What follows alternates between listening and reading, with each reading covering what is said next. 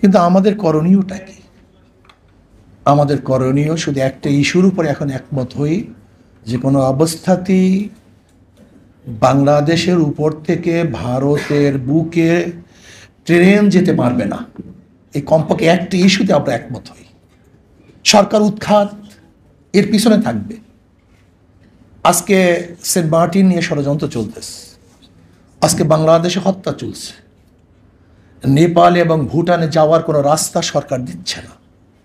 আজকে পুরো ইতিহাসকে পরিবর্তন করা হচ্ছে। আপনি দেখেন আজকে ইতিহাসের মধ্যে মুসলিম শাসকদেরকে ডাকাত এবং লুটেরা হিসাবে চিহ্নিত করা হচ্ছে। আমাদের দেশে 92% মুসলমানদের দেশ। আজকে সরকার স্বাধীনতার সে সহযোগী হিসাবে না দেখে এ দেশ তাদের হাতে তুলে দেওয়ার ষড়যন্ত্র করতেছে। সেহেতু আমি মনে করি বাংলাদেশের যারা দেশপ্রেমিক তারা কোনো অবস্থাতেই এই দেশ বিক্রি হয়ে যাক এটা চায় না। সেহেতু এই ইস্যুকে সামনে রেখে আমরা যে দলে আসি না কেন, মতে আসি না কেন, সব ঐক্যবদ্ধ হই। সরকার যে 10টা চুক্তি করেছে এটা বাতিল করতে হবে। আমাদেরকে ট্রানজিট না দেওয়া পর্যন্ত কোনো অবস্থাতেই ভারত আমাদের সড়ক পথ, আমাদের আকাশপথ, আমাদের নৌপথ, আমাদের স্বার্থবিহীন ব্যবহার করতে পারবে না।